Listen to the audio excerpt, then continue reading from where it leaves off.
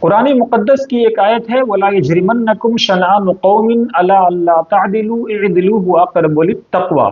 کسی قوم سے تمہاری دشمنی تمہیں اس بات پر آمادہ نہ کر دے کہ جب تم انصاف کے ٹیبل پر بیٹھو، جسٹس کی میز پر بیٹھو، پرنسپلس آف جسٹس قائم کرنے بیٹھو تو اس کے ساتھ ناانصافی کر جاؤ۔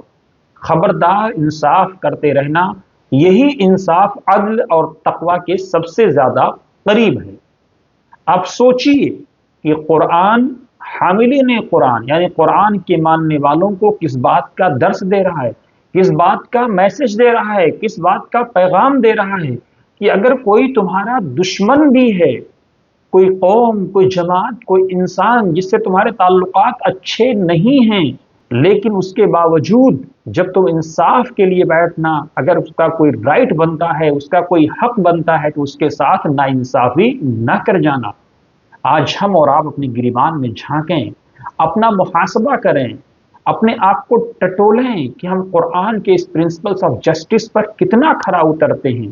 آج عالم یہ ہے کہ ہم بھائی کے ساتھ ہمارے تعلقات اچھے نہیں ہیں، آج عالم یہ ہے کہ پڑوسیوں کے ساتھ ہمارے رشتے اچھے نہیں ہیں، آج عالم یہ ہے کہ ہر ایک میں ہمیں عیب نظر آتا ہے اور ہم صرف خود کو بے عیب مانتے ہیں۔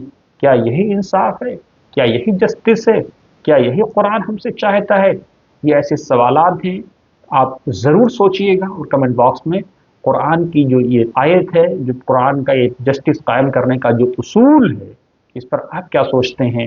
آپ کو کیا کرنا چاہیے؟ ضرور اپنی رائے دیں اور بنے رہیں وطن سماچار کے ساتھ۔